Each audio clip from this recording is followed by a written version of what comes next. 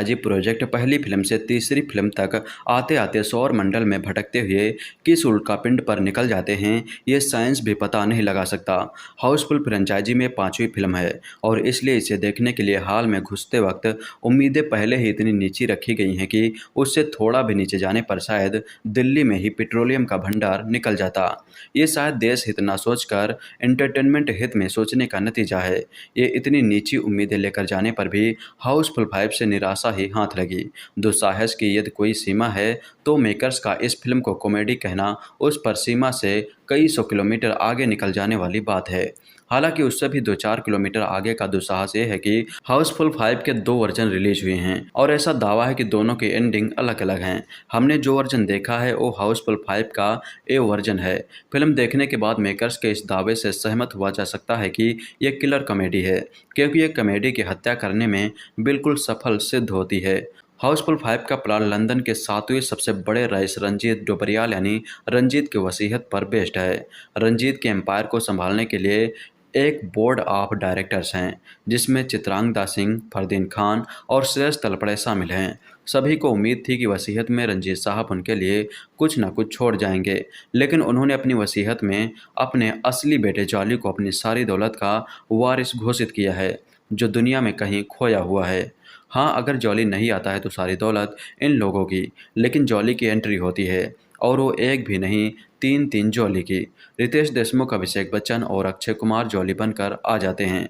उनके साथ उनकी गर्लफ्रेंड भी है, जिनके कन्फ्यूजन का अलग मसला है। रंजीत डोबरियाल की डॉक्टर की भी हत्या हो चुकी है और अब उनका कातिल भी खोजा जाना है। संजय दत्त और जैकी श्रॉफ 2 लूजर पुलिस वाले बने हैं, जो इस केस को सुलझाकर कुछ नाम कमा लेना चाहते हैं।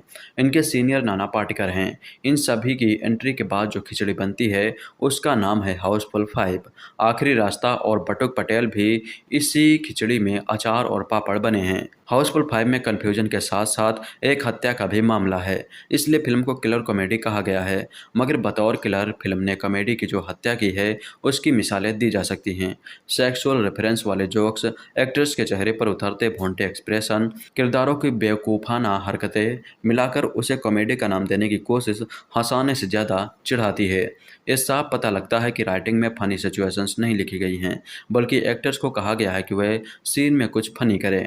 अक्षय कुमार और रितेश देशमुख के 2 मंझे हुए खिलाड़ी हैं और हाउसफुल 5 में सिर्फ वही दोनों हैं जिनके कुछ रिएक्शन, कुछ बातें और कुछ एक्सप्रेशन फनी टाइप हैं। लगभग आधी फिल्म में दोनों भी एड़ी चोटी का जोर लगाकर कॉमेडी क्रिएट करने की कोशिश करते नजर आ रहे हैं। संजय दत्त, जैकी श्रॉफ और नाना पाटेकर जैसे दमदार एक्टर्स को जिस तरह वेस्ट किया गया है वैसा भगवान न करे किसी एक्टर के साथ हो। जैकलिन फर्नांडिस, नरगिस फाकरी और सोनम बाजवा को ग्लैमरस कपड़े और सेक्सुअली इशारेबाजी वाले जुमलों के लिए इस्तेमाल किया गया है। फरदीन खान को देखकर ऐसा लगता है जैसे उन्हें कहा गया था कि उन्हें रेस 4 में कास्ट किया जा रहा है। कई जगहों पर यह दिखता है कि अब इसके आगे क्या करना है किसी को नहीं पता।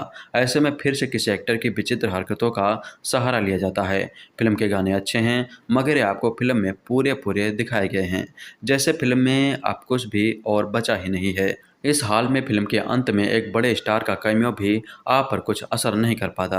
हाउसफुल 5 के साथ सबसे विचित्र बात यह है कि इसमें भी राइटर का बाकायदा क्रेडिट है। ये राइटिंग का महत्व सिखाने वाला एक सबक है।